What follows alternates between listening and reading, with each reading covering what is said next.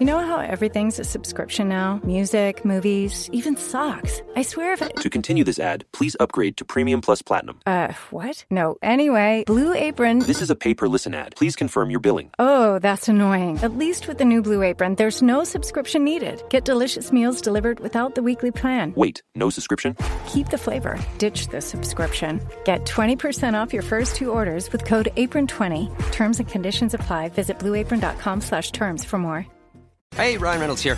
Wishing you a very happy half-off holiday because right now Mint Mobile is offering you the gift of 50% off unlimited. To be clear, that's half price, not half the service. Like, Mint is still premium unlimited wireless for a great price. So that means a half day, yeah? Give it a try at mintmobile.com/switch. Upfront payment of $45 for 3-month plan, equivalent to $15 per month required. New customer offer for first 3 months only. Speed slow after 35 gigabytes if network's busy. Taxes and fees extra. See mintmobile.com. Ever find yourself bored or trying to kill time? We have finally found a solution for you. Royal Match. Don't believe me? Let's hear what people say. Royal Match is such a fun puzzle game. There are over 10,000 levels, also a bunch of mini games, which makes it super exciting. My favorite part? It doesn't need Wi-Fi. I play on my commute, on flights, even while waiting in line. And honestly, no ads, not a single one. That's why I'm so into it. So there you have it, a relaxing, challenging, totally ad-free game that goes wherever you go. Download Royal Match and see why everyone loves it. Last week, we watched Red 1. This week, we watched Kiwi Christmas. The connection is Santa Claus. Sandro, I think that accent's a bit rougher. Shouldn't I be doing the accent? Yeah, but I picked the... I'm just turning to a play school host.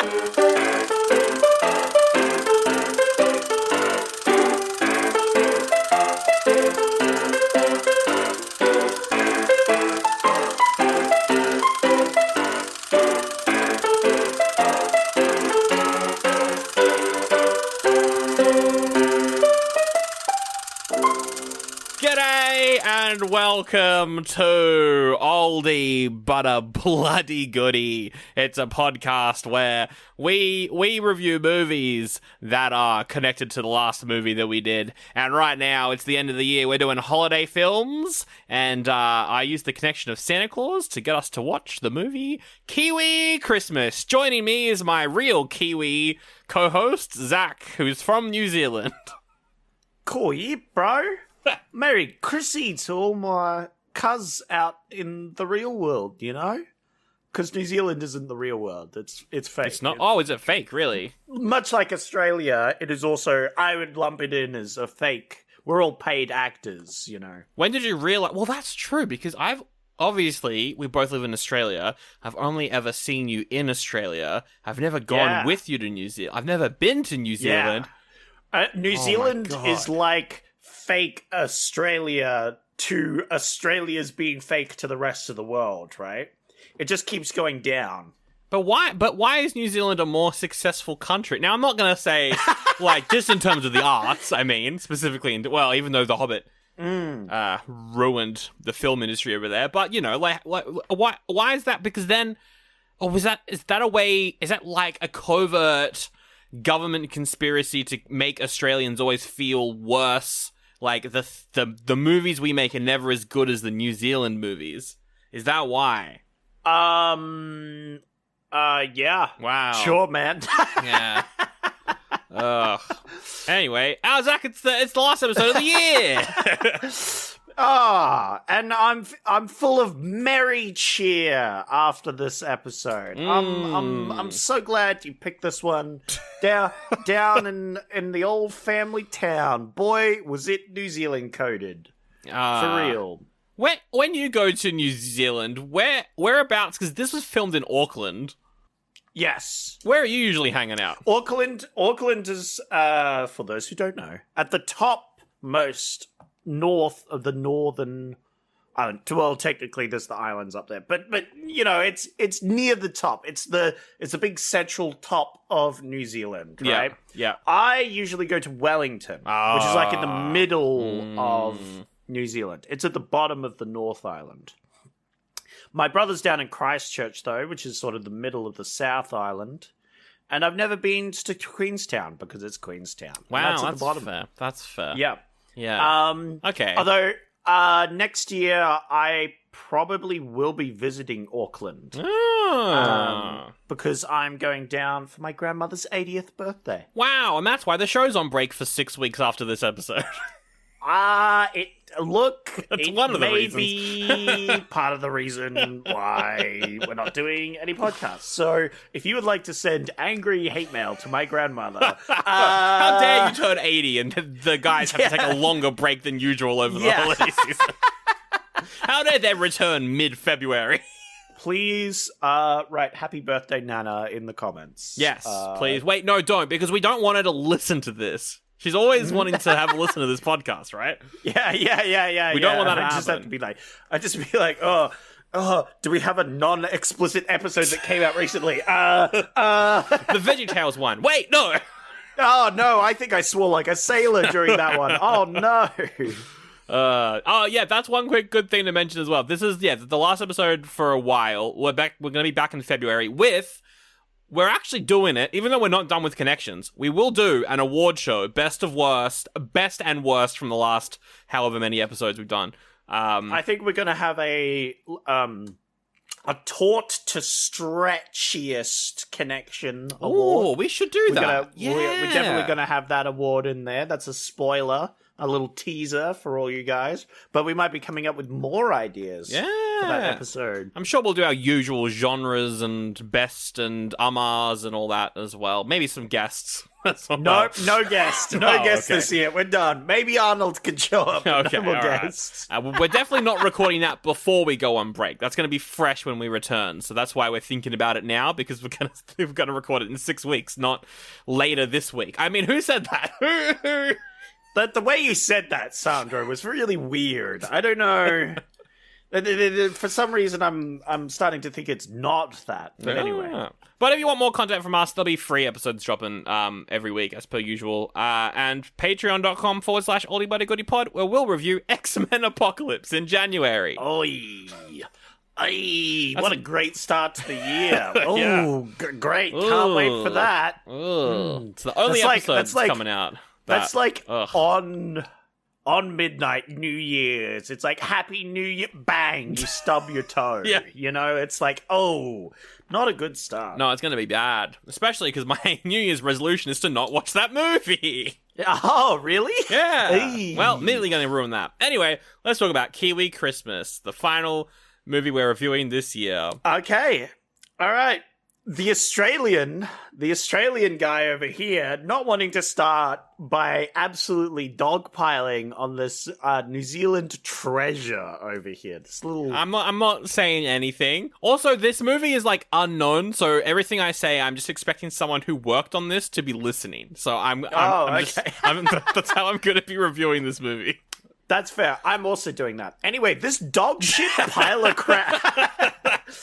No, I actually enjoyed this. Wow. Yeah. I thought this was fun. I'm going to say, I think it started off a bit rough for me. Yeah. This one, I'm going to call it. It was a slow burner. All right. Yeah. This one took a while for me to really get cooking with it. It didn't help. You know, this is more of a kids movie. Yes. You know, it's a family movie. You know. Yeah, family, but angled at kids. But but designed for kids. Yeah. You know, this is something your parents put on when you're quite young, to entertain you. And I think it was alright. And definitely, an interesting year this one came out in as well. You know, did it? Well, this was 2017. Yeah, right? Yeah. So this is a modern movie. Yes. Before COVID movie. That right? is true, actually. Yeah, for sure. So it's very interesting from this angle. In that sense. I'll talk about it. I'll talk about it a little more when we get in. But I overall I liked it. It was very New Zealand. That's really all I could say. It was very New Zealand. Very New Zealand. It had a lot of little cheeky New Zealand things that I was like, oh, that's funny to see in a film. You know? Yes. And it wasn't shying away from that. In fact, it was very much trying to embrace the like, oh, Santa, you look like you can throw a good googly. Yeah. And it's like the rest of the world is going to have no idea what that means. Yeah. No, that's one thing. I was worried going into this that it was going to be like an all-out Americanized Christmas film, but they do embrace the Southern Hemisphere vibes, the New Zealand vibes, which was good. So you thought this movie was the best movie we've ever watched and was the greatest? Look, I think it's got a couple things here and there, but I will say... Oh, did you hear that, people who made this movie? He hates your movie. Sorry. No, it's constructive criticism, Zach. Oh, yeah. Construct this. Your movie sucked. I think that you're right. This is a kid's movie, so there's a lot of like comedy moments that I don't think like necessarily work as well for us as they would for kids. But you know what? This was actually not bad. This is pretty good. I agree with you, except I think the comedy got better later on in the movie. The last like half an hour, I think the comedy was like it had a couple more jokes that I appreciated. I wouldn't say adult jokes, but like they felt a bit smarter, a bit cleverer. That's fair. There are some, yeah. I think for me, like, a lot of the more, like, slapsticky stuff, I didn't really like, but the whole time I'm like, this is for kids. Here he comes in, you know, he spends fucking years chucking in slapstick ones to torture me with garbage ass slapstick, and here he comes and I didn't like the slapstick. Yeah, no, not in this one. I don't know exactly what it was, but there was some slapstick moments but like the whole time I'm like, but this isn't in here for me. You know what I mean? This is for kids. Yeah. Also, it's for like this film in particular, I think is very much like it's for New Zealanders first. So it's a bit of a, I wouldn't say niche so much, but like it's for New Zealand kids. So if you're the rest of the world, it's going to be a bit harder on you, you know. And I like how this movie exists because, I mean, you know, in Australia, when it's Christmas, it's usually fucking hot or it's storming. So like this film being like, it's Christmas and everyone's on the beach and, you know, everyone's wearing shorts and playing sports and all that stuff, but also like it's overcast as fuck the whole time. Like that was all.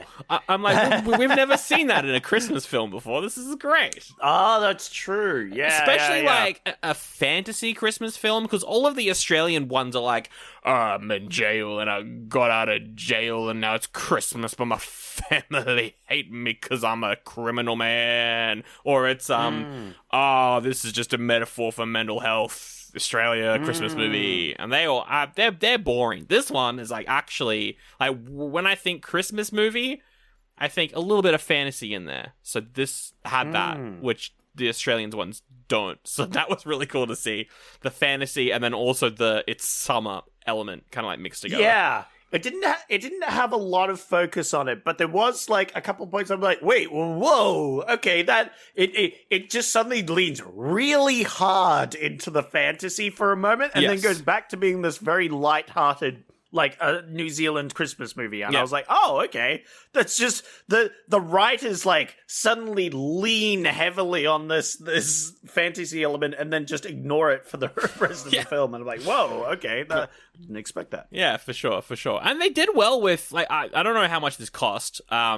It seemed like it had a bit of funding behind it. You know, it's sponsored by like governments and grants and all that sort of stuff. So, like, you know, it had some money behind it, but like, there's some stuff that doesn't look great, but I don't blame them for it not looking great because everything that could look good does look good. So I think that's all really cool. Yeah, I really liked the sleigh. Yeah, I think the sleigh slayed. Yeah.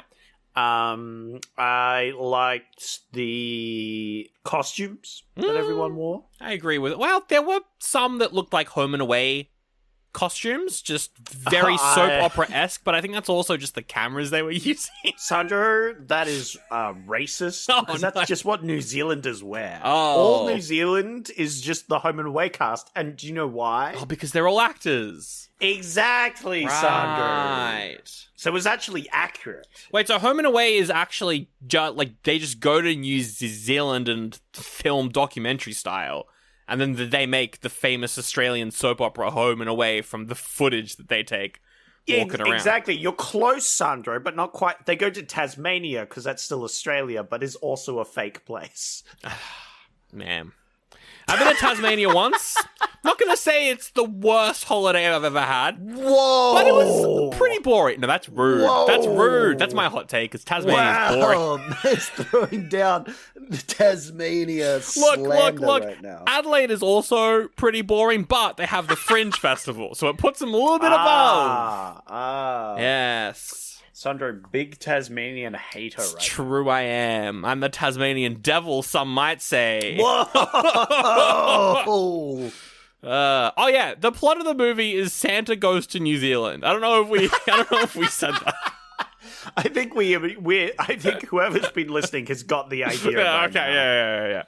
Yeah. Did you like the actors? I thought Santa in particular is played by an actor from Finland, which is very cool, I think, because that's also funny because he's essentially doing the thing that happened in the movie by going from Finland to New Zealand. Yeah, exactly. You know what I mean? Yeah. That's almost the distance, right? Yeah. You know?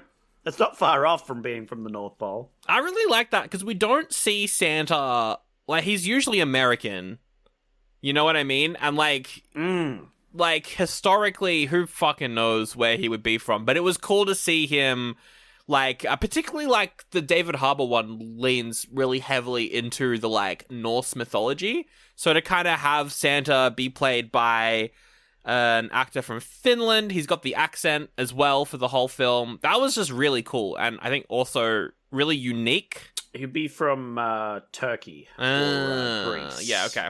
Because it's Saint Nicholas, Sandro, Oh, that's who was true. a real historical figure. That's true. So... But also, it's just Coca-Cola as well, so who knows, really? Yeah. But you're talking about the commercialized one. Yeah. Well, then he's American. Well, that's true. That's true, actually. But yeah, no, it was cool to have that. I want to get into the lore of this Santa in spoilers. I think there's some interesting stuff to delve into, but he was really good. The family were good as well. The kids are surprisingly good. I liked the parents. I think the character of the dad, I want to talk about that later in spoilers because it's an interesting one. Yeah. But the whole cast are good. Why are they always divorced? God damn it. Like, come on. Can't we just have one happy couple going through some troubles that aren't divorce? I guess because, like, if you're a kid... Divorce and Christmas movies go hand in hand. That's true. That's all I'm saying. You're right, actually. That was quite Australian of this movie, actually, to have a divorce storyline. Just because Australian movies are always about sad stuff. They're always about divorce. Yep. All of them. Every single one of them. Razorback, hard divorce movie. You know? Actually, I think I'm fairly certain divorce was a plot point in Razorback. Holy shit, I can't even remember. Probably. Yeah, it definitely was about the killer crocodile one that we watched. Divorce was a big plot point in that one. Oh, yeah. That is crazy. That's such a prevalent plot point. Very funny. I don't know, there's not much else to say here in non-spoilers. Shall we rate it, move on? Absolutely. I'm going to give this a merry, merry goodie. Okay. For Christmas. This one's getting a nice goodie under the tree. A goodie for Christmas. Yeah. Would you watch it again? Would you recommend it to, your family? Would you recommend it to them? The younger generation, absolutely. Sure. Absolutely. I don't know if any of my family are young enough to really appreciate it, but I might have cousins that might like this movie. It's quite possible that some of my family have already seen this film. No, it's possible, for sure. Do you think that, like, this movie gives me, like, parent vibes, though? I feel like parents would also, like, want to watch this. Yeah, that's what I'm trying to think of. Yeah. I'm trying to think of, it's like, all right, which of my family members either, are kids or have kids. Yeah, you know what I mean? Sure. Yeah. And then I could be like, here, enjoy this film. Yeah. It is a silly little Christmas film. They will enjoy it. Yeah. No, I agree. I think, well, as well, for Christmas, I like watching really shit Christmas films at Christmas, like those ones where it's like, I was a rock star, but now I'm a baker, and there's a millionaire, but he's not a bad millionaire, and we're gonna fall in love. Like, that sort of stuff. I'm like, this is trash, and I love it. So you really enjoyed this movie? Well, this was better than all of those. So I think I'm very, like, this was a step above half the shit I've seen this year. Okay. So, you know what? In the mood of the holidays, whatever holiday it is you celebrate, in the mood of that, this gets a bloody goodie as well for me, yeah. I'll give it a goodie. A merry holidays to all. Yeah, I'll give Kiwi Christmas a goodie because it's fun and it's got, like, there's stuff in it that I'm like, about, but also, it's a kid's movie. Yeah. If I was 5 or 6, I would have loved this. Oh, yeah. So, this would have gone hard at 5 and 6. Yeah. I would have been like, the Santa Claus? No. I'm going to watch Kiwi Christmas. Yeah. That's what I would have been like. Oh, yeah. Both about divorce as well. Just want to put that in there. And I'm interested to ask, what do you think about this compared to Red One? You know, just before we get into spoilers. I honestly liked them at, like, the same level. I just couldn't let Red One have 2 goodies. So that's... Yeah. No, I think that this is probably better just because it's like... Because it's not Red One. It's not Red One. It's made by someone who just wanted to make a New Zealand Christmas movie.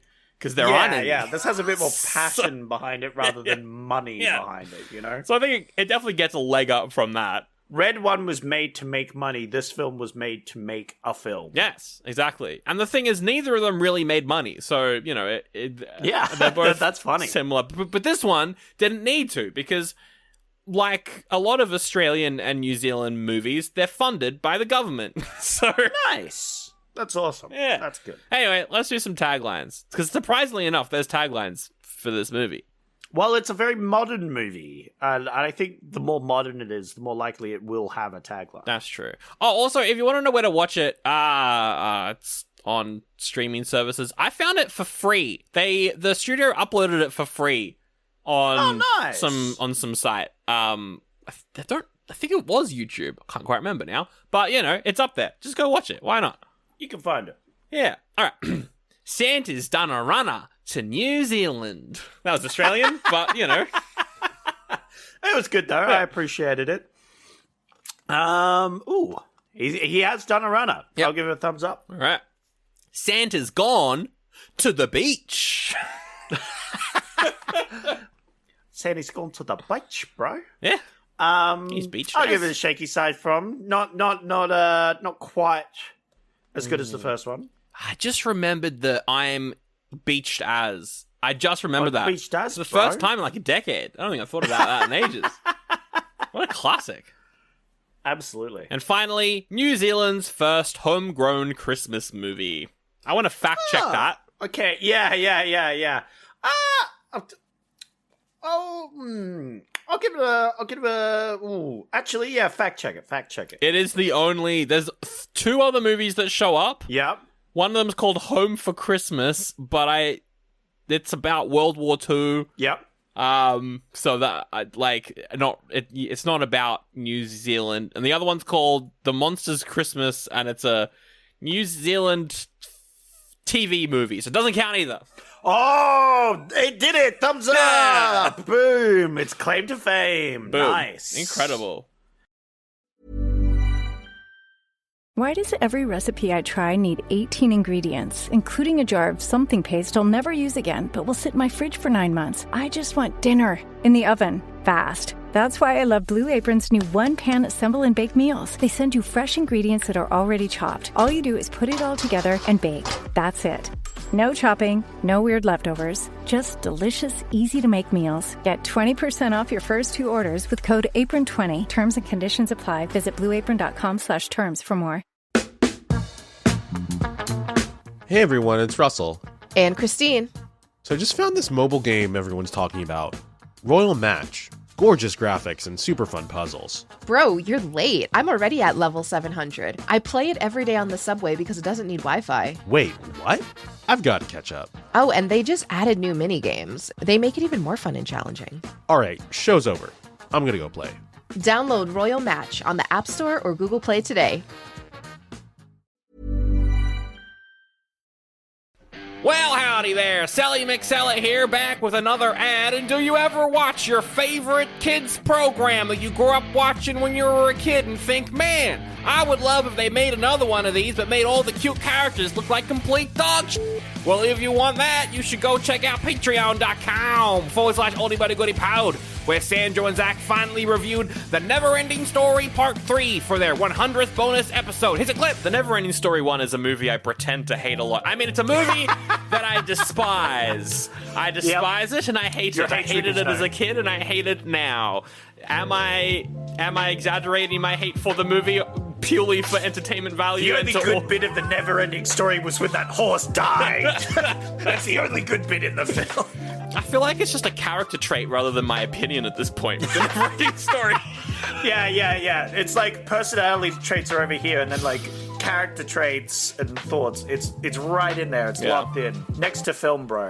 Okay, that was just a clip about them talking about the first movie, but hey, they talk about the third movie in the episode on the third movie. Trust me. If you want to go listen to it, patreon.com/Oldie But a Goodie Pod. And as I mentioned, that's the 100th bonus episode that they've ever uploaded to Patreon. So go listen to all of them if you'd have nothing else to do. They're all there. Patreon.com/Oldie But a Goodie Pod. Get ad-free episodes as well. And I cannot stress this enough. They have made all of the characters in the Neverending Story look bad. That's what this movie does. I'm an American. Yeehaw!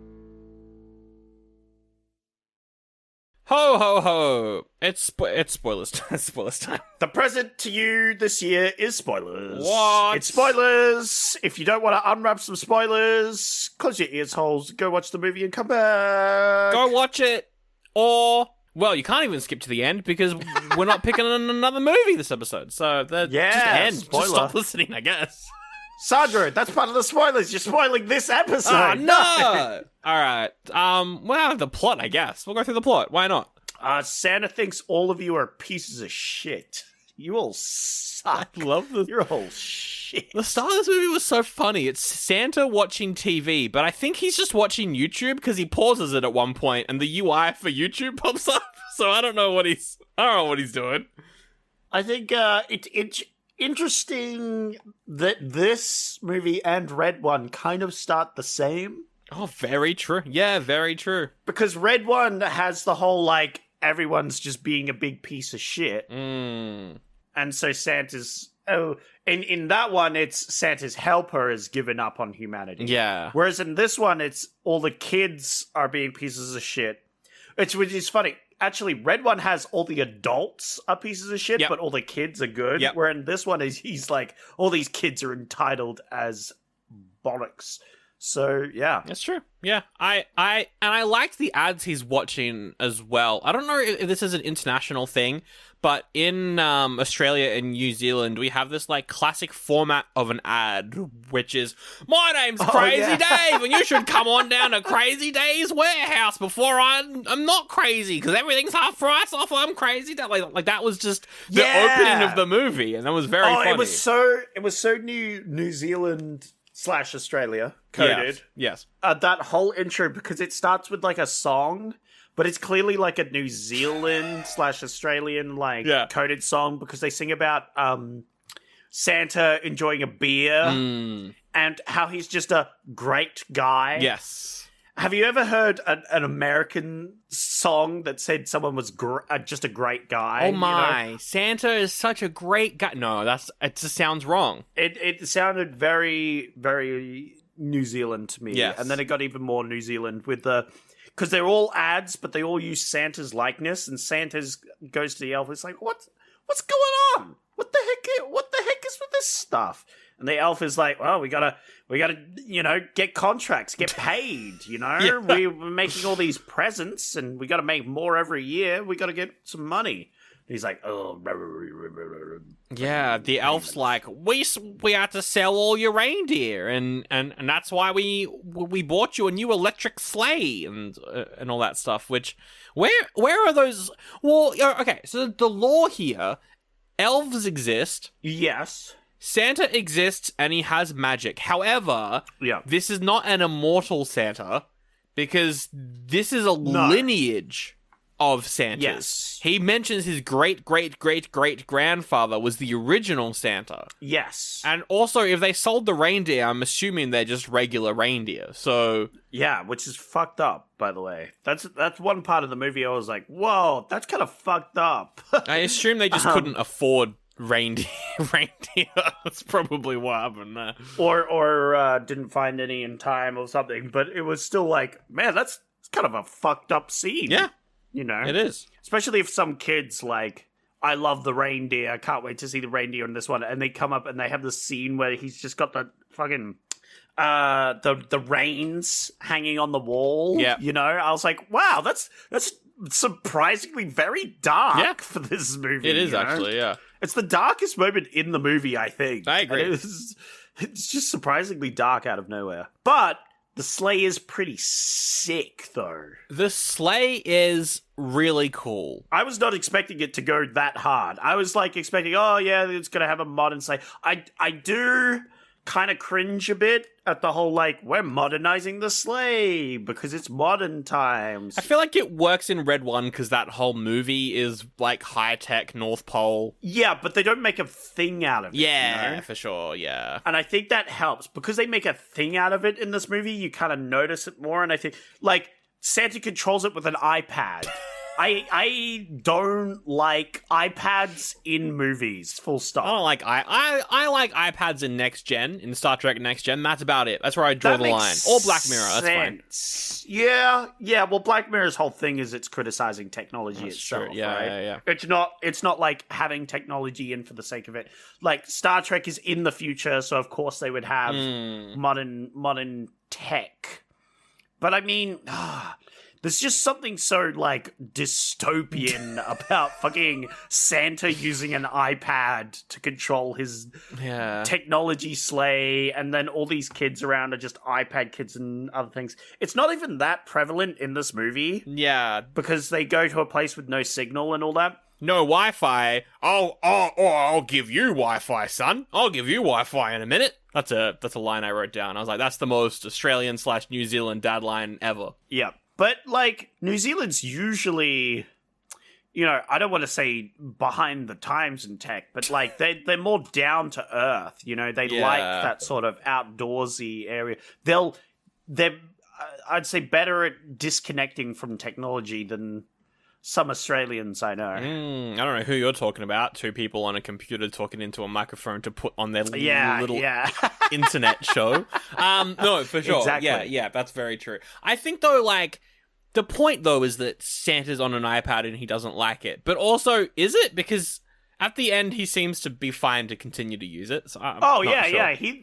Well, as soon as he sees the sleigh, he's like, hang on a second, this thing's sick as flock, though. Yeah. I think the sleigh looked good. It looks like a sports car. It did, yeah. It looked really cool. I think the composition of it flying around didn't look incredible, but also, like, who cares? You know, it's fine. I thought, I liked the little go through the aurora little animation it did as he flew away. That was and all the cool. elves are panicking. They're like, where the hell is Santa going? What's he doing? Oh, also, he confirms that he uses time travel. Yeah, which is crazy, just law dropping that he can go faster than the speed of light and therefore return to the North Pole before he left. Does that mean that he runs into himself? So that would be the logical explanation. However, we don't see him travel to the speed of light. No, we don't. Right? No. Faster. We don't see that. So I'm going to guess that he has never, and they don't, because traveling at the speed of light would be, faster than the speed of light would be dangerous, right? Yeah. Because maybe they don't want to cause any time anomaly, that sort of thing, right? So I don't think they have, and it's just more theoretical. But I definitely think he could travel near the speed of light, which would mean time would essentially stop. Yes, for sure. I agree with that. And I think they do that on the regular every year. Yeah. I should say. Which, yeah, just some really cool lore there. Again, the fact that, and I want to return to it, the fact that this is not original Santa, this is like many, many, many generations after original Santa. Yeah. I just find that really interesting. But, like, does Santa live longer than the regular human still? I would assume so. I think so. I think what happens is they age normally till they get to about like 25-ish. Okay. And then they rapidly hit middle age. They get to middle age and get the white beard, big white beard, big pork belly. But then they stay like that. So maybe around age like 28, 29, 30-ish. Yeah, for sure. They are like peak Santa, and they stay like that for about 200-ish. I thought I was going to say, like probably around that long. Well, we also see that at one point he tries to cut his beard off, and it magically grows back. So I would assume as well that, like... Yeah, that's why you could assume that he lives longer and ages... Like, there is magic going on within his system, and it is inherited by... being a Santa, and that he is either a offshoot of humanity or a different species entirely. Oh, could be, yeah. Because they have that magical effect. And there's also elves, so other, I guess, supernatural type characters do exist, so... Although we don't get more information about them other than they just exist and help make the toys. There's also only about 5 of them as well. So. Well, yeah, no, I was going to give them flack at the start of this film because we only see 2 at the start, and I'm like, hire some extras, please. But then the extras came in and I was like, oh, thank goodness. Yeah, there's a couple more. I think we see, like, 7 or 8 elves total. Yeah. But presumably there's a lot more. They're just working in the shop at the moment, Sandro. It is Christmas Eve, after all. You know, big night. Yeah, I mean, of course. It's the busy Christmas time. So Santa, he's flying around. He's flying around. We are then introduced to our family. Oh, we've got deadbeat dad. Yep. Who they try to redeem throughout the movie, but he still doesn't. It's like, for me personally, he never escapes the status of he's just kind of a shit guy. Like, I mean, in what way is he a shit guy? Just in terms of, like, he's very, like, he just relies a lot on his wife and is very, like... That sounds terrible. Relying on your partner, depending on them. Wow, that sounds terrible, Sandro. Wow. He like constantly weaponizes his incompetence. He's just a bit of a bum all around. I'm just gonna say. Whoa. But he works. He works. We see him working in construction at the start of the film, Sandro. That's true. I mean, he does back his partner into some wet cement. You're a hater of this guy who's maybe manipulating his significant other. All right, allegedly. I like how so there's this whole storyline where he's got a boat, but he hasn't like paid properly for the boat. So the guy is trying to get the boat back, like repossess his boat, and then essentially the wife pays for the boat, and then she's pissed off about it. And so at the end of the movie, he's like, I'm gonna sell the boat. And I'm like, that doesn't fix anything. You're gonna sell it for like a third of what you bought it for. Well, maybe he'll sell it for full price. Maybe. Right? Who knows? I just I don't know. But he is, I think it's more to point out that he's going to try and be more financially responsible. For sure. I think it's going to, I think that's a big part of it. Also, like, he has another house, which I found, like, just how long have they been separated for? There's so many things I want to know. Sandro, I hate to cut you off here. I hate to cut you off here. Yeah. But you are hating on my boy. And I feel like, here's the thing, right? I think his main flaw is he's bad with money, right? He's bad with finances. Yeah. He makes poor financial decisions. Yeah. But Sandro, money isn't everything. That is very true. And I think it's shown he's not a bad dad. That is what I was going to say. Yeah. He is pretty good with the kids. And you know what? Maybe you could just keep around a bit of a klutzy idiot who's bad with money because he's a cool guy. Yeah, just have a stay-at-home dad. Why not? That's maybe financially possible. Who knows anymore, really? Yeah. In 2017, it probably was. After COVID, probably not. And my next point being, he's kind of a hunk, though. Well, that's pretty true. He's also, he sings a couple times in the movie. A criticism, there is a bit of, particularly, he has a solo with his wife. They are off-key for a decent portion of that song. Sound guy coming at you, slamming you with the off-key. But I really liked a lot of his musical moments. Sandro, maybe it's more realistic if they're off-key, if you think about it. I mean, that is true. That is true. And I also prefer live singing over, obviously, them just lip-syncing to something they recorded in the studio. I prefer that as well. That's true. I did cringe a couple times at a couple of the notes. Just I was like, ooh. But that, whatever. It's fine. Don't worry about it. You did a great job. It sounds good. But I like as well how, it's not all in English. Although I thought that was really cool. Oh, yeah. They speak a bit of Maori. Yeah. Which was pretty sick. I did appreciate, that they kept that in, especially at the end of the film. They're speaking Maori to send it off, and I'm like, oh, that's nice. It is a shame there wasn't a little more Maori in the film. This is a very, white New Zealand film, I'll say. Yeah. Well, the dad is Maori, for sure. And then you also have the bad guys of the movies like Park Rangers, and one of them is also Maori as well. Whoa. Park Rangers? Coastal Guards, sorry. Thank you. Because Park Rangers is like an American thing. Oh, that's true. Because the whole point being that the biosecurity / Coast Guard, because it's New Zealand, everywhere's coast, right? Well, that's true. You can't go in any direction without bumping into the coast. That's true. Right? Yeah, the coast is always there. That's why there. they're Coast Guard / biosecurity, and biosecurity is a very big thing in modern New Zealand. Okay. And it is actually a funny joke to have biosecurity as the villains. However, I think the biosecurity guys do a good job.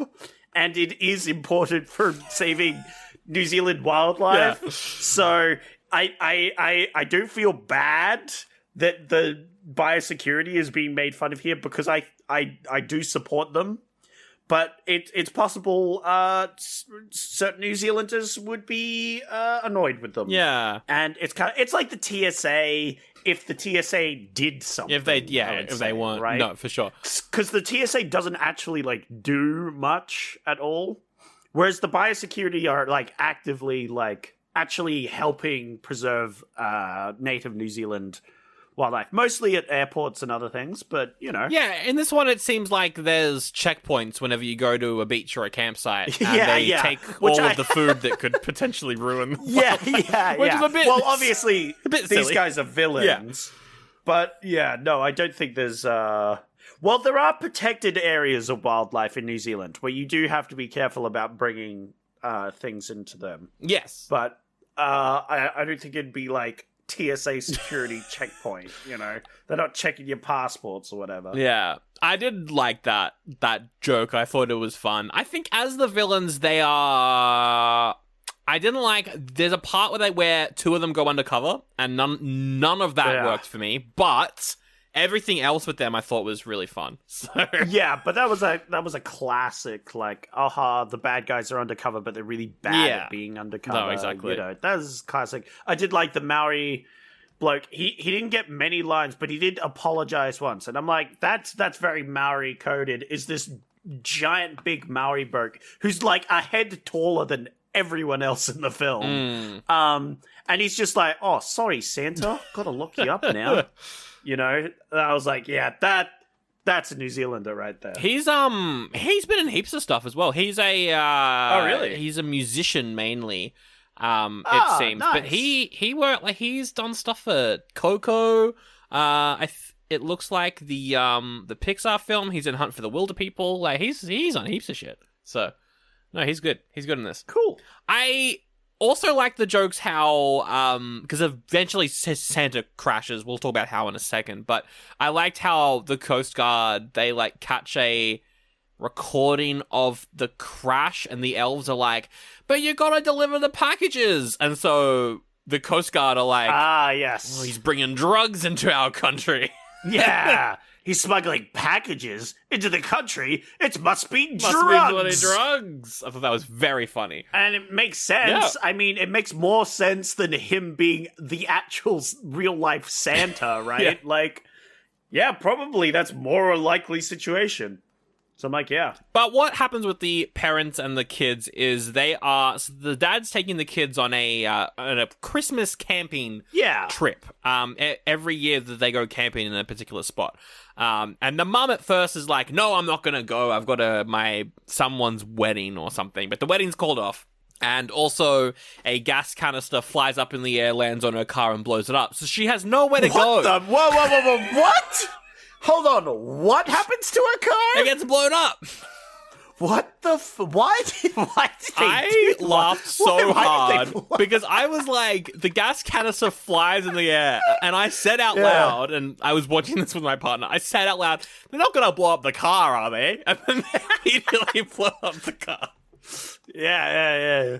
This is very, very convoluted, very stupid. Quite funny. Very funny. I was like, oh, I was not expecting them to just blow up a car as well. You know? Yeah. But anyway, they go camping in their usual spot. Well, not in their usual spot, because in their usual spot, we've got a real fucking, honestly, Australian coded bloke. I think it's only right that the New Zealander villain is just an Australian bloke. He's a very alpha male individual, I'll say. He embodies me as the alpha male. So he's trying to hit on this guy's girl. Yes. He's listening. One of my favorite jokes is when they pass by him just chilling, lying, sunbathing. Yep. And he's listening to like male motivation ASMR. Yeah. It's like, you are a strong man. You are the boss. You kick ass. You know, it's like one of those sort of thing, but by like a woman's voice. And I was like, that's a very funny joke. It was. I liked that a lot. It was good. Also, like, we did it on Patreon, but The Surfer with Nicolas Cage filmed in Australia yeah. kind of goes hand in hand with that as well. That's a big thing, I think, particularly in Australia, is the, like, alpha male...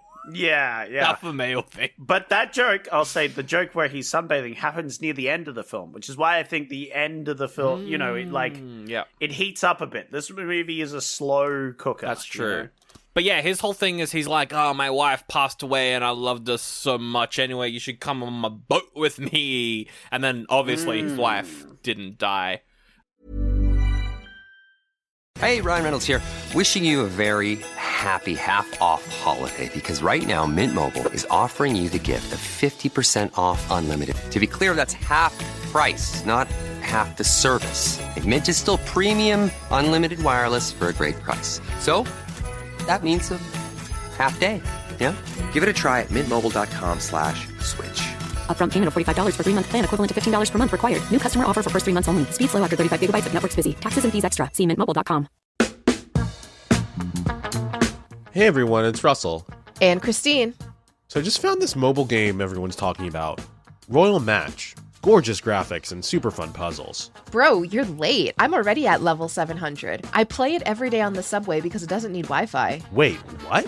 I've got to catch up. Oh, and they just added new mini-games. They make it even more fun and challenging. Alright, show's over. I'm gonna go play. Download Royal Match on the App Store or Google Play today. What? What do you mean, obviously? It's just... like, sometimes the characters have a sub-story and they can be pieces of shit as well. That's true. In this case, he had a sub-story and it was just a lie so he could cheat on his wife. Which is like, that's bad. Yeah. Oh, this guy's slimy. This guy's... You know what, Sandro? I think this guy's no good. I agree. I did like, though, how his kids are called Mick, Rick, and Dick. That's very good. That was a good joke. Yeah, that was a good joke. I liked the cricket match. Yeah. Because, of course, so he clashes with this alpha bro. The dad does. And he's like, hey, our main can I character have my dad, 10 spot? And he's like, lol, did you book it? Then fuck off. Lol. Merry Christmas, bitch. And he's like, all right, it's on. So they have a rivalry throughout this movie. And one of the ways they they have the rivalry is they have a cricket match. Yeah, which is a classic New Zealand, Australian thing as well on Christmas. You just have a fucking round of cricket, get some KFC, and absolutely. Oh, yeah. Yeah. But before then, Santa is coming to town. Oh, he bloody is. Well, crashing to town. Well, he's coming to drown. Because the dad brought fireworks, and the dad and the mum are having an argument, so the son is like, I'm gonna get your attention by lighting off a firework. I hate to side with the mum, because the dad is my homie. The dad is great in every way and has zero flaws whatsoever, I think. But fireworks? Which is also fireworks and an explosive he blew up her car. Yeah, he did. He blew up her fucking car and then has fireworks. I'm not trusting you with explosives, dude. I did like, You're not the person I trust. You know what? I might be coming against this guy. Explosives is a bad call, actually. You don't need that for Christmas. Yeah. If this was a New Year's camping, absolutely. You can, fireworks, that's a tradition. For sure. But fireworks for Chrissy, I know some people do it. I'm not with you, man. I don't trust this guy in particular. Yeah. I also think as well, it's interesting because, obviously fireworks are illegal in most places like this, but it's very normalized in, American kids' movies where they just light off fireworks or whatever. In this one, it's, specifically, that's illegal, don't do that. So, yeah. I like that. Although they do then use it to win the day in the end, but, Yeah, well, they blow up Santa first because they accidentally set one off, which they don't realize accidentally hits Santa's sleigh, which causes him to crash land in the ocean. Yep.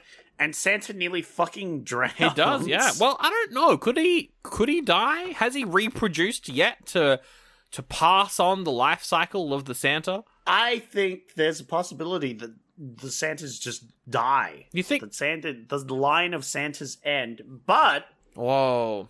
But hear me out. I think there could be other people out there that are related to Santas that are not Santas. You're thinking of a right? What's that movie where Santa's brother or Santa's cousin has to take over? Whatever that's called. Exactly. Like that. Okay. That situation would play out in that situation. I think, gotcha. Is and this Santa doesn't appear to have a wife or children. No, he doesn't. We don't see any of them. Santa's wife is a popular character in the Santa mythos, but we do not see her in this film. She was credited, there was a credited Mrs. Claus, but I don't know. Really? I don't remember seeing her. I was watching the credits and it did say Mrs. Claus, but maybe there's a deleted scene. Yeah, it might be. I'm not sure. With Mrs. Claus that didn't make the movie, but they still, had to put her in the credits, obviously. Yeah.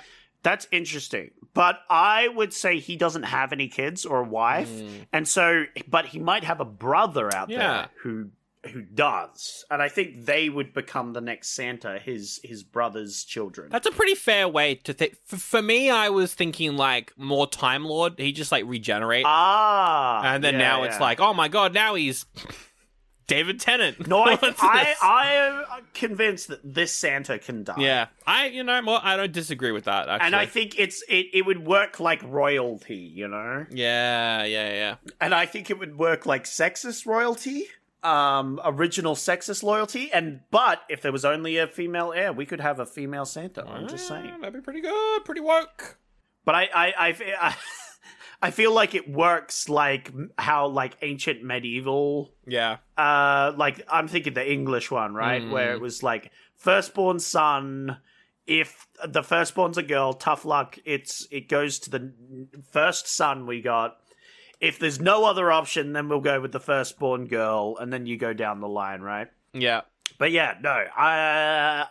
The Santa nearly dies. He does. He nearly drowns. He washes up on the beach, and the family are like, "All right, we'll take you in. We'll give you some food and a tent." And he hangs out with them. And that's a very New Zealander thing to do. Yeah. You find like this guy dying on the beach, and you give him some clothes, you wash him up, you feed him, and he's like, "You're welcome to stay for Christmas." You know, I like that part where they're like, "What's your name?" And he's like, I'm Stan."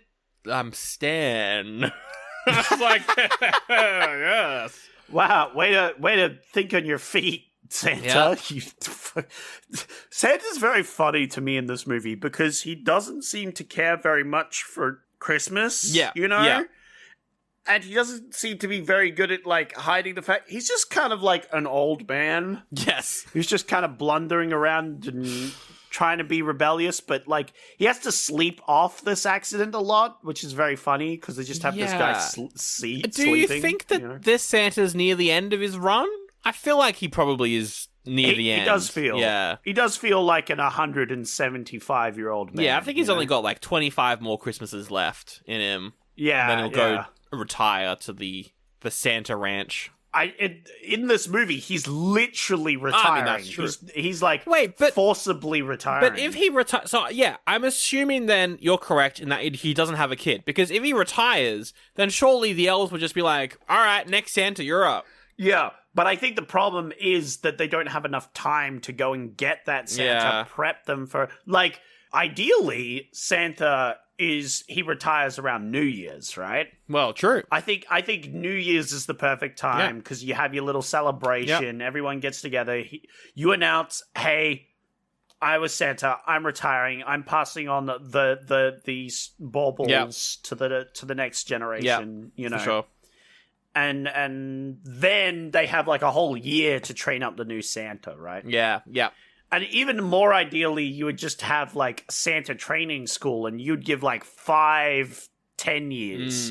And maybe that's why they're panicking, actually, is because they haven't got an heir that's had the 5 years of training yet. Yeah, not yet, for sure.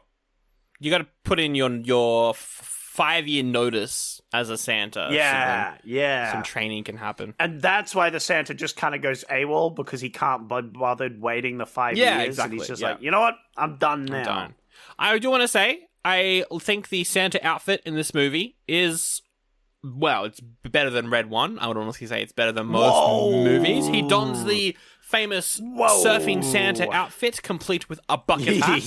And I thought that was wonderful. Oh, it's gonna have the bucket hat. It was funny when he put it on, and I'm like, oh, it doesn't have a hat. And then they came in, and it's like, you got to wear a hat, Santa. And I was like, oh yeah, the bucket hat. Fuck yeah. Is he Santa Claus or is he Colonel Sanders? I don't know. But yeah, I like the look. I like as well. There's a line where the kids were like, "Oh, I wish that Santa was real because then he could fix our parents' marriage." And actual Santa's like, "Well, Santa cannot change the way people feel and think, but it seems like it'd be a better world if he could." I just started laughing at that. I was like, cheesy Santa is fun. You change the music to that. Yeah, it's horrible. You add like a sinister tone to that last bit. And you've got a whole different franchise coming out about Lord Santa, ruler of the planet. Yeah. All I'm saying, right?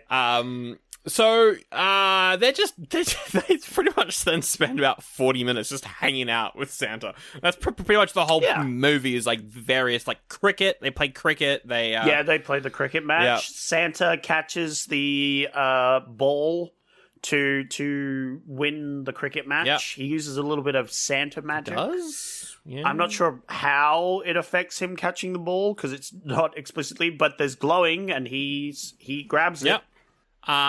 There's a part where the bad guys crush a kid's toy and they just run away. And so Santa's like, all right, I'll go fix it. So he fixes the toy with Santa magic and the kid is like, it's a bit sus. Yeah. Now, I think that's the only bit of real, like, Santa magic we see in this film. Yep, it is, yeah. Like, there's, like, little bits where his hands glow and, you know, he does something.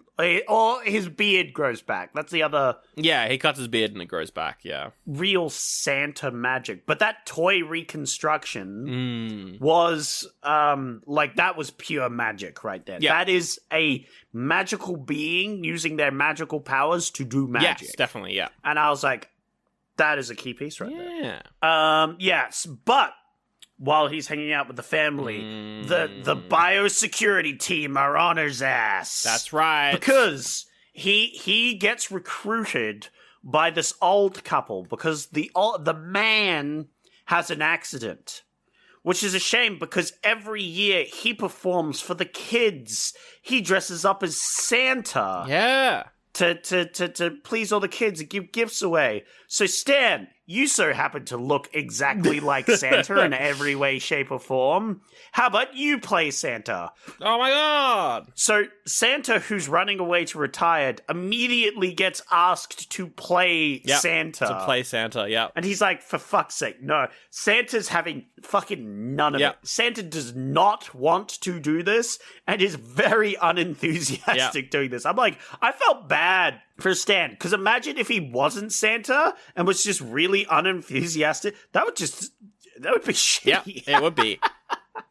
He's just a grumpy old man. But he does the picnic and he is giving the presents to the kids and he starts crying. He's like, oh my god, actually, this is what Christmas is all about. These are some nice kids. Is New Zealand where I have to make my base move from America to New Zealand? Because these kids are so much better. Whoa, Santa, hold your fucking horses, because we know you're not horses. You're a criminal alien coming in and smuggling drugs. Yes, it's me, the biosecurity. I come up and I try and rip your beard off, and it doesn't work at all. It just fails. I'm ripping. You try and handcuff me, but I use magic and I handcuff you to your partner. Oh, that's true. That was a bit of magic as well. That was pretty cool. And yeah, now biosecurity are chasing Santa, and Santa's making his getaway. Santa hops on a bicycle, and they're chasing after Santa on bicycles. Santa hops on a motorbike. What does Santa say when he hops on the motorbike? He says a line. Oh, he said, bad to the bone or something like that. Yeah! I was like, fuck yeah, Santa. Which, wasn't That's that hardcore. Oh, no, that's Wild. That was a... Born to be Wild in the Neverending That's what he Story says. 3 episode on Patreon at the moment that we just reviewed, where there's a long musical sequence of that song on a bike. So, yeah. Yeah. So he's born to be wild, and then biosecurity... By the way, the motorbike and quad bike that the biosecurity steal are owned by the alpha male guy. Yeah. Who's in a Speedo in It's the the last scene, time we and see I him was like, in the film. lol. Yeah, everything gets funny. stolen. Well, no, because they're there at the end to see Santa fly away on the sleigh, and they're like, "What is Christmas real?" That's true, actually. What? This changes my whole thing. I love my wife, actually. I'm gonna be a... Yeah, I'm not gonna cheat on her. Yeah, I'm gonna be a beta male now. I'm changing my whole vibe. But they arrest him. They capture him. They arrest him. They lock him in a camper van or something. Yeah, which is very funny. And the kids mount a rescue. I like that part where they try to escape through the sunroof, but Santa's so fat he can't bloody fit out of it. Oh, so they have to classic. They have to put the van and link it up to They their hitch car. up the van. So it's a big chase scene, and then the bad guys are after them, but then they hit a random beehive that we've never seen before. So they all get stung by bees and die, presumably. Those bees were making Manuka honey. Ah, that is a very New Zealand. Yep. I love Manuka honey when I've lost my voice. Very highly recommend that. I'm going to need some Manuka honey after this podcast. Yeah. That's for real, on God, no cap. That's right. Prayed up. That's what I got to say to that. That's American. Anyway, they... So while they're having this chase, Stan/Santa manages to get loose from his stuck hold, and he's hanging onto the camper van top for dear life. And so Molly, I think is the girl, tells Mom, and it's like, hey, stop the car, Santa's gonna fall off. So she stops the car. Santa falls into the back with the boys, and Sam's like, oh, hey, Santa. So they ditch the caravan. The biosecurity crash into the ditched camper van. Yeah.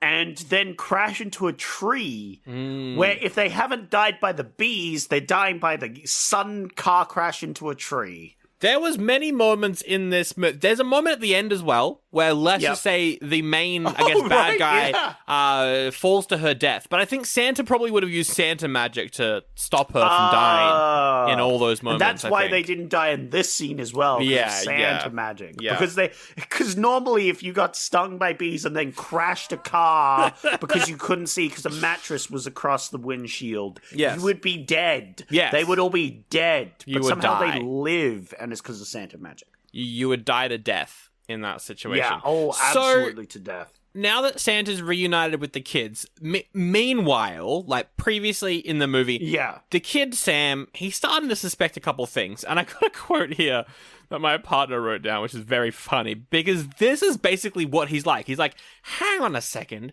this guy looks like Santa, he acts like Santa, he can do magic like Santa. I'm starting to think this guy might be Santa, actually. Ooh.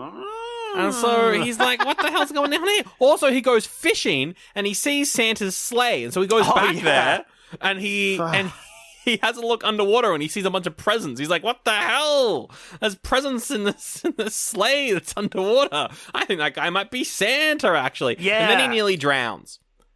But they save him, so that's good. That's a classic New Zealand movie thing where someone is just drowning, because that does happen. Yeah. I mean, when everywhere is a beach, drowning is unfortunately a common occurrence. Yeah. So it was a pretty scary. This might be darker than the selling of the reindeer. It was like, whoa, that's scary. Yeah, that's true. What's also scary is that the biohazard department find a present on the beach and immediately decide they have to blow it up. Well, they scan it for explosives, but it's Christmas crackers is what's inside the present, which have like a small amount of gunpowder or whatever so it is, explosive powder. So they blow it up, which is very funny. Yeah. I didn't mind that joke. Anyway, so the whole family now know that he's Santa, and he's like, I gotta get to my sleigh. I've got my iPad. I'm gonna use my iPad to call the sleigh out of the ocean. So he does that. Yeah. And then he's like, I'm gonna go. Christmas is actually all about the good kids, and I'll ignore capitalism for now. Yeah, I've actually got my mojo back because I've decided to ignore capitalism, which is base. Yeah. And also, he gets all the kids to line up the beach, and he's getting ready to leave. But unfortunately, there's a helicopter. That's right. The biosecurity have called a fucking SWAT team or some shit. Yeah, they have. Down, and it's like, what the hell? fuck is going on? Quick, Santa, we gotta get a getaway. I don't think that New Zealand as a country has the ability to have a SWAT team. I don't think they... Can't say that. We have a SWAT team. Do they? They don't have an American SWAT team, which is what this one looks like. It's but they like definitely whenever have an there's elite like an police Australian force. movie and like the army rolls out, I'm like, that's not what we don't have that. Yeah. Like we do. We have an army, but we don't have like a cinematic American. army. Yeah. Americanized army. Absolutely. Yeah. So he's got to make his quick getaway, but the leader, she like holds onto the sleigh and goes up in the air with him. Also they have to fucking kickstart the sleigh. They do a push start. Yeah. A push start is such an Australian/New Zealand coded thing. Yeah. But it doesn't make any sense for a rocket-powered vehicle. No, it just makes no sense. But it is magic, so I guess maybe it helps the magic. Yeah.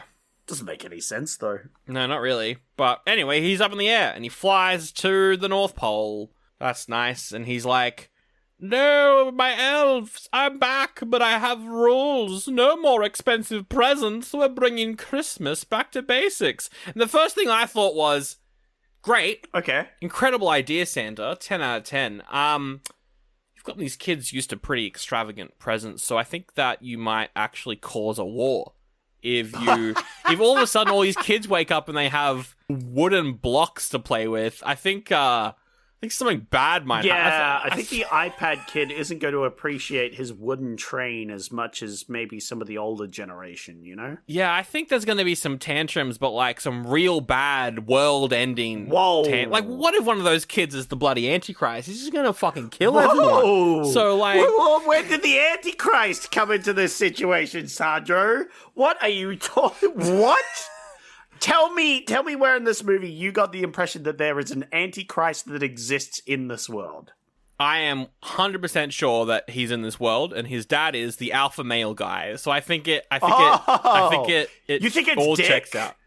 You think it's either Mick, Rick, or Dick? I think either Mick, Rick, or Dick is the Antichrist. Yeah. Okay. That's right. That's fair. I was gonna say the Antichrist. Do you know who the Antichrist is? Yeah. He's an ancient descendant of one of the Santas. Oh, the forgotten child. Yeah, well, he's just a split off, a branch that so far no one even knows. No one even realizes anymore that they were part of that lineage. And he has Santa magic, but he uses it for evil. Wouldn't that just be Krampus? Well, isn't Krampus just the Antichrist? Oh, I mean... Yeah, but Krampus is, like, kind of good sometimes. Oh, in a red one canon, sure. Actually, mainly just if you the gotta red go one. with So, that, you know what? Sandro. Yeah.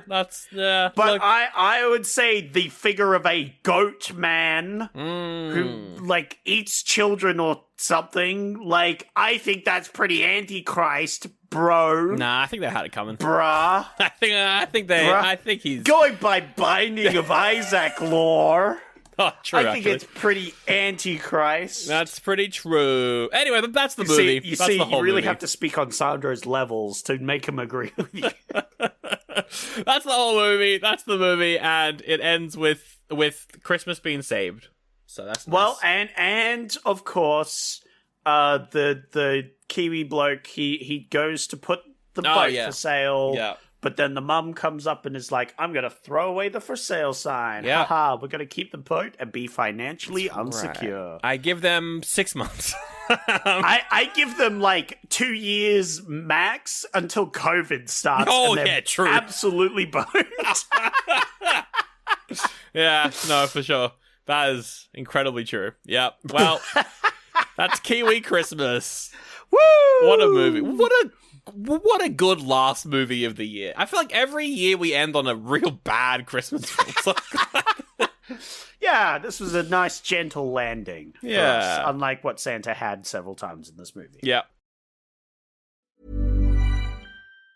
Hey, my name is Senior Airman Fletcher Fleetwood. I'd like to say hi to my mom, dad, sisters, girlfriend, all back home. Heartfelt holiday greetings, whether you're serving at home or abroad, from Navy Federal Credit Union. With stays under $250 a night, Vrbo makes it easy to celebrate sweater weather. You could book a cabin stay with leaf views for days, or a brownstone in a city where festivals are just a walk away, or a lakeside home with a fire pit for cozy nights with friends. Or, if you're not a sweater person, we can call it corduroy weather. We're flexible. And with stays under $250 a night, you can book a home that suits your exact needs. Book now at Vrbo.com. Did you know you can opt out of winter? With Vrbo, save up to $1,500 for booking a month-long stay. With thousands of sunny homes, why subject yourself to the cold? Just filter your search by monthly stays and save up to $1,500. Book now at Vrbo.com. But what's that sound? Is that the jingle of sleigh bells, Sandro? Sandro, that's the sound of Santa bringing gifts, early gifts for good boys and girls who've watched a podcast and need some reviews. Ho, ho, ho, Merry Christmas. Whoa, it's Santa! Wow! Thank you for these reviews, Santa. That's right, it's time for raving reviews. Oh my god, it's time for that thing you just said. Yay! Yeah! It's time for raving reviews, but Letterboxd is in charge. Whoa. But Rotten Tomatoes is in charge, but it's actually a battle. Oh. It's a raving rumble. Now, this doesn't have many reviews, but it doesn't have a critic score at all on Rotten Tomatoes. Never mind. Yep, it does not. That is a key observation, Sandro. But I got a few. I managed to scrounge up a couple of reviews for you. And you've got to guess whether they are from Rotten Tomatoes or Letterboxd, or if they're from Amoy. Oh, from Mr. Kiwi himself. Mr. Kiwi himself. That's me. My review is definitely very Kiwi, so look out for Kiwi, because it's me. And it's definitely not all the other reviewers all of them are definitely Kiwis. All right, I've changed all the reviewers' names because I gotta change them so Sandro doesn't guess what site they're from. Yep. Sandro, the first review is by Chocolate Fish. Oh, yummy. Do you know what a chocolate fish is? Isn't it like a chocolate wafer? And it's like a chocolate covered biscuit in the shape of a fish. Close. You were very close. It's actually a chocolate-covered marshmallow in the shape of a fish. Very, very delicious. Very New Zealand candy. Highly recommend if you ever visit New Zealand that you try a chocolate fish. Yeah, hell yeah. Absolutely. A great Xmas movie. My favorite. Very much in the style of Hunt for the Wilder People. Appropriate for all ages and very funny. I don't think you can say in the style of Hunt for a Wilder People when the only connection is that they're from New Zealand. Any way, shape, or form is it like Hunt for the Wilder People? Yeah. It does have a little bit of New Zealand humour overlap, but not as much as like a Taika Waititi film, though. They're still very different styles of humour. But anyway, that's still a positive review, I think. I'm going to say it's probably a 4. That's a 5 out of 5. Damn.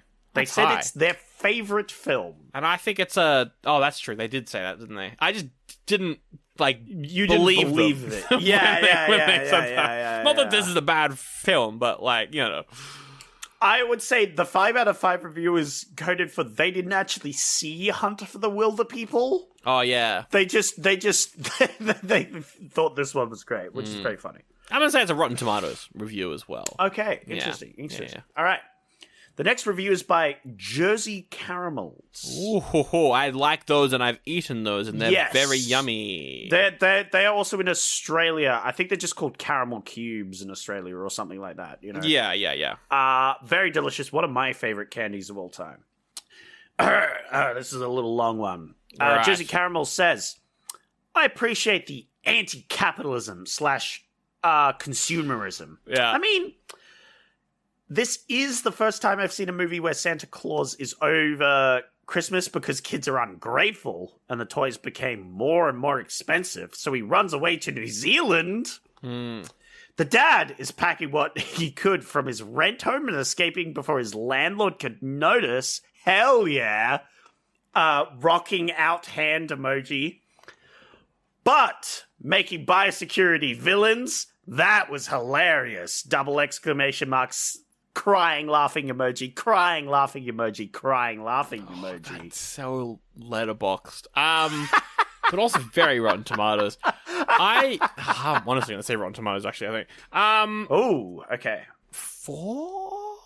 Oh, very close. It was 3.5. 3.5. It was 3.5. That's what my heart was saying, but I'm like, I just feel like it's going to be higher. Yeah. I think the but making biosecurity villains, that was hilarious. It's not quite a good film. Yeah. It's hard to tell though. That was a rough one. All right. You were close. Next review is by Pineapple Lumps. Oh, I love those as well. Oh, pineapple chocolate lumps. covered pineapple lollies. Absolutely slap. Oh. Pineapple Lump says, local homeless drunk kidnapped and forced to play Santa. Letterboxd, or yours, but that's a very good review. 3. It is 3. Ooh. Well done. 3 out of 5. All well right. done. Hell yeah. The next review is by LMP. What? Oh, the drink. Yeah, the drink LMP, which isn't a candy, but I just wanted to mention it because it's LMP. It's delicious, a bitter lemonade drink from New Zealand. Yes. I would highly recommend you going to your imported goods section in your local groceries. Yeah, I saw it at Trying some Woolworths. LMP. I saw it at Woolworths recently. You can find it in Australia pretty easy. I don't know if other countries have LMP. Probably not. They have Dr. Pepper, which is the other national drink that I would say is very New Zealand coded. Is it? I would say it's American, more so. No. Dr. Pepper it's very coveted by my New Zealand family. So wow, okay. And I believe there's production in New Zealand. There's some story behind that. I can't be bothered with it right now. All right. But yeah, it's New Zealand coded. Yeah. LMP says, as a Christmas movie goes, this effort or fluff could possibly be the worst Christmas movie I have ever seen. No! Script poor and acting difficult to watch. Save your time and avoid.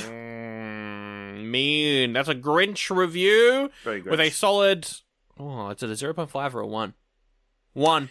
0.5. Oh, boo! Very negative review there. Yes.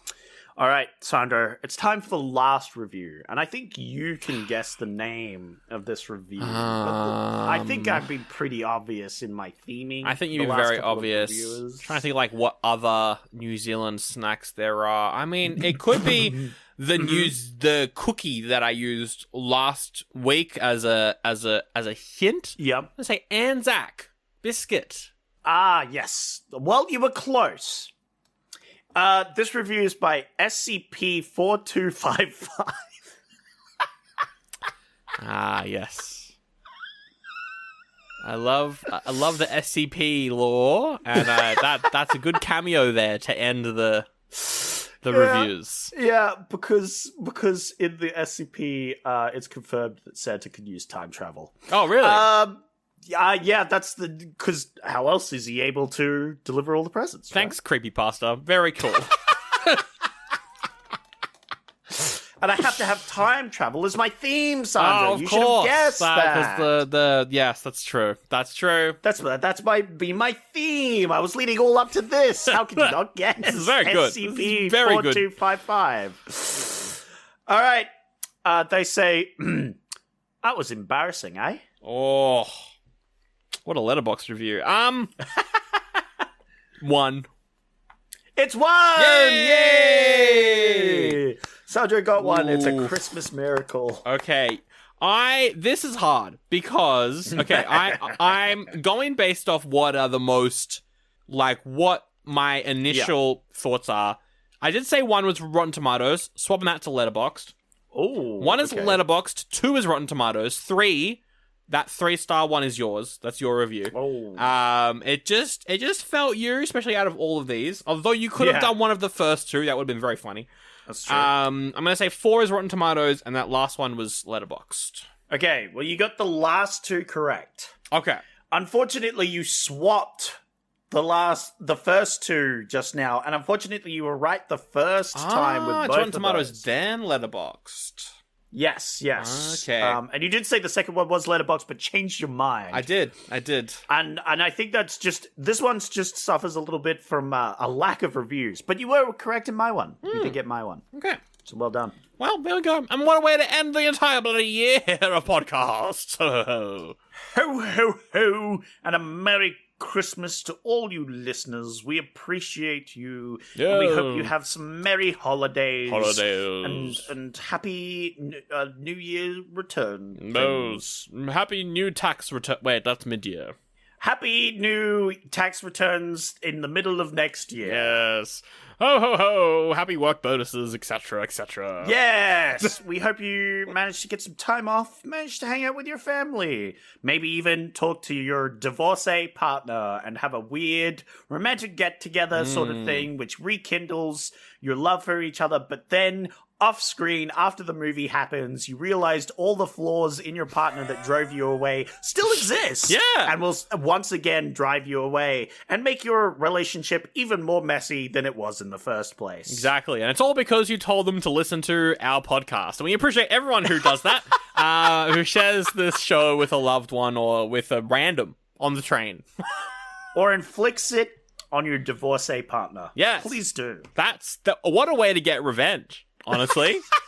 And if you want us to send a message to your ex-partner, please do leave it in the comments, and we will say it to them. Yeah, it would be a Patreon goal. Yeah, you can get us to. We will only do it on Patreon, but yes. we will put a Patreon specific message out to whoever you would like. Let me write that down. So it went in the trash. So I actually don't have record of that. Damn, that's a shame. But I'm sure if you go to patreon.com/oldiebuddygoodypod, you can get other good stuff like ad-free episodes and bonus content, including our 100th Patreon bonus episode. Whoa! On the Never-Ending Story 3. Man, but Sandro, the Never-Ending Story 3... Yeah? Won't I have to listen to the other 2 reviews? Well, especially the first one? Isn't that the most important one? Shouldn't I listen to that one first? I think the second movie's better, but you can listen. Isn't the first one like $500 or something to buy singularly? No, it's on the main show. Did you tell me that earlier? The first movie, we reviewed the first movie on the main show, so go back... What? Fucking 5-6 years for that. I'm sure you can crazy. Just search it, it'll pop up. And then we reviewed 2 as episode 1 on Patreon. And that is worth $500, but if you subscribe for $3 USD, you could just listen to it. Yeah, and you wouldn't post that out for free at all, would you? Probably not. Nah, just pay $3 for it. Just pay $3 for that one. Maybe eventually. Also, we may have gone to see Avatar 3. We're going to review it, but I don't know when or how. So we'll keep it. Maybe we already have reviewed it. Maybe we recorded a quick 10-minute recording. Watching Zootopia 2. Have you seen it? No. Oh, okay. Yeah, I'm not planning but I'm going to. I'm going to. You are? Yeah. I'll watch it when it's out on streaming. Yeah, fair. But Avatar 3, very excited. We should have gone to it, and who knows? But we'll talk about it at some point. Yeah. We'll figure it out, but there will be a feature on it because I need to talk about Avatar. Yes. It is in my blood that I must talk about it now. It is indeed. And we talk about 2, so we have to talk about 3 as well. That's the rules. So that's the rules. We'll do it probably on Patreon as well. So go check out Patreon for that. And that's pretty much it, Zach. We're on break. We're done. Yeah, I have all these movies lined up, Sandro, for us to do next week. But of course, we're on break. Wait, you came up with movies that are connected to the movie Kiwi Christmas that you were we got to choose from. Yeah, but I guess we won't. No. Maybe I'll choose them later. Well, Zach, how about this? We are on break. 6 weeks. We're off. We'll then return with our marvelous award show, massive production. Probably no laugh track this year like we did for the last one, but there definitely will be a big. How about at the end of that episode, you figure out what we're doing. We'll figure out what we're doing based off the movies that you've chosen. Maybe you add some more, take some away. Maybe you make it 10 movies to choose from. Who knows? Ooh, that would be a fun way to start the year. Yeah. Or you just pick one. You're just like, we're doing this. Fuck you. No, because I've got multiple options that I would actually enjoy watching. Like, there's multiple options which I would be happy with. So we'll see how we go. Well, we're going to be doing that when we return. February at some point. Until then, we'll be putting out free Patreon stuff. So just check it out. It'll be fun. We'll see you then. I don't know how to end this because we usually pick a movie. I say happy holidays and a merry sheep because it's New Zealand. Merry, yeah. You